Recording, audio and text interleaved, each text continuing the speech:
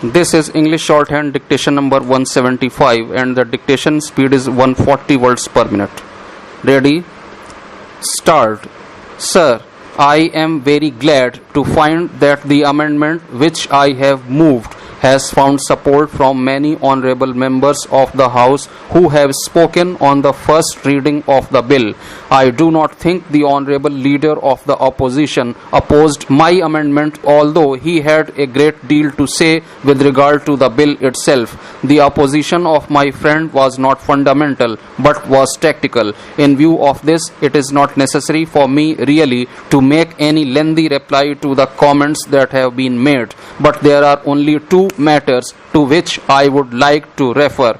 This is admittedly an emergency measure, and as an emergency measure, it does involve a considerable amount of restraint upon the liberty of the individual. My amendment is an emergency amendment, and as I have admitted in my speech, it does involve a restraint on the part of the individual.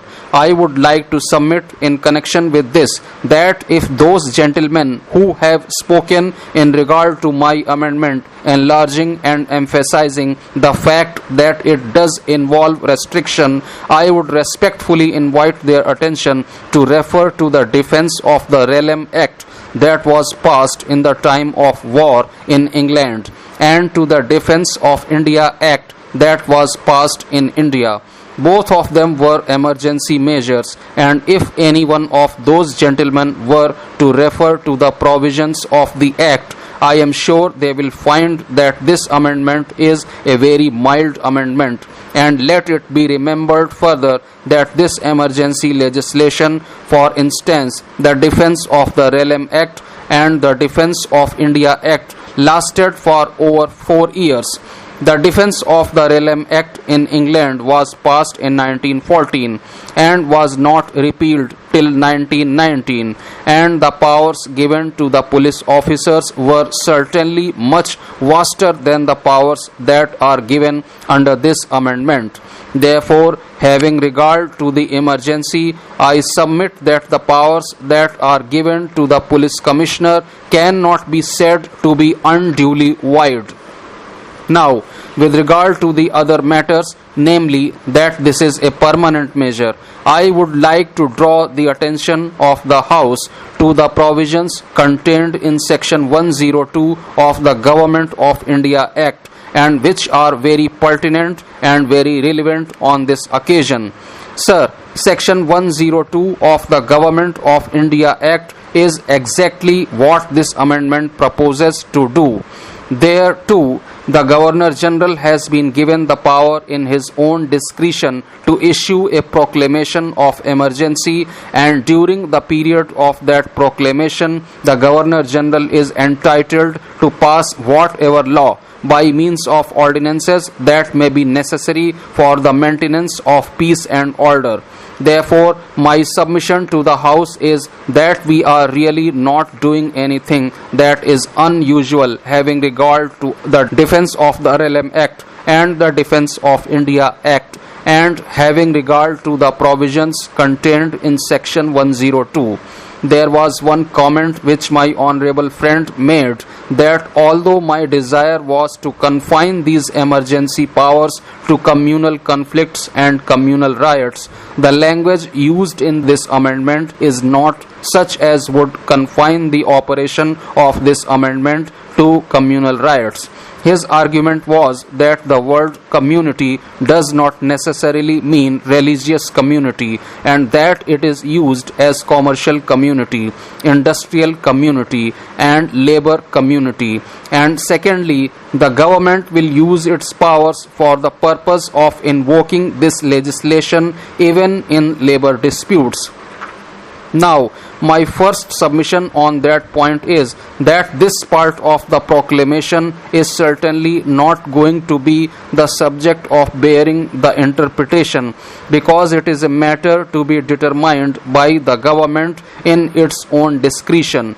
It is not going to any court, and the emergency proclamation is not going to be a question in a court of law as to whether it has been properly invoked or not.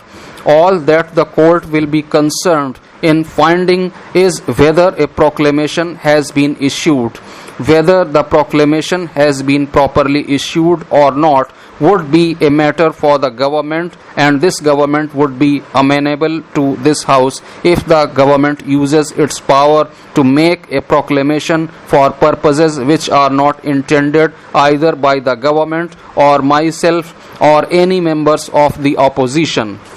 The other thing that I would like to submit is that I admit that the word community is used popularly in a wide sense, but before I came here I did refer to the Oxford Dictionary in order to satisfy myself, because I am anxious that this measure should not be extended to labor disputes. So far as I am able to understand the word, and so far as any help can be derived from a standard dictionary, I have no doubt in my mind that the word community etymologically and basically is used only in the sense of religious community.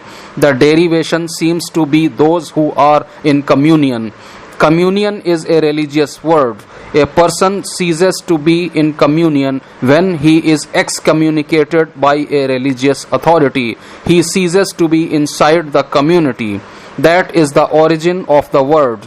I am perfectly satisfied that this is not a word which can be so used as to bring in labor or strike or any other situation. If my honorable friend thinks that this is not enough and that another word is necessary, I am perfectly prepared to help him in that matter.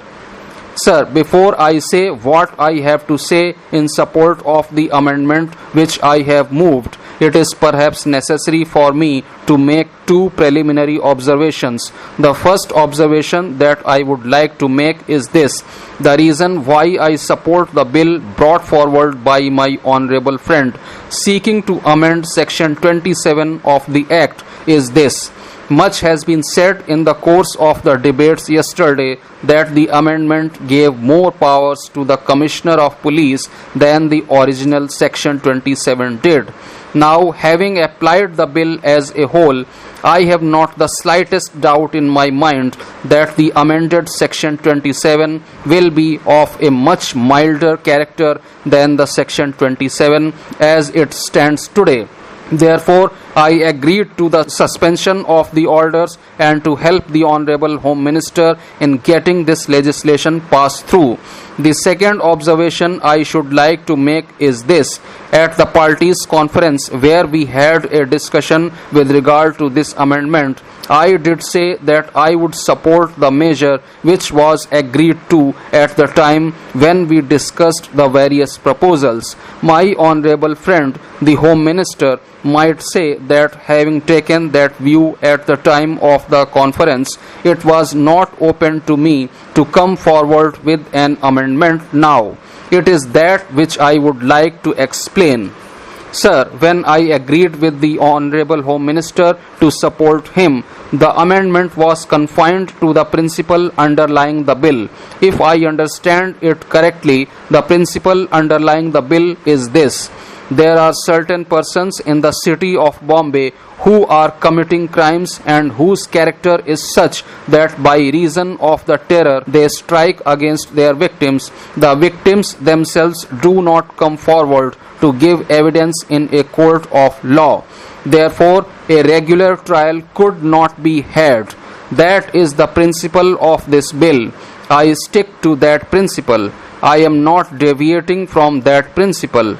All that I am seeking to do is to confine the category of persons against whom action can be taken by the Commissioner of Police without resorting to a regular trial by reason of the fact that the informants are not prepared to come before a court of law. Therefore, my view is that my amendment is an amendment of detail and not an amendment of principle. What I have sought to do is nothing new. I have taken the wording from section 110 of the Criminal Procedure Code. Section 110 of the Criminal Procedure Code gives power to the police to prosecute a man before a presidency magistrate or district magistrate if he is by habit a robber.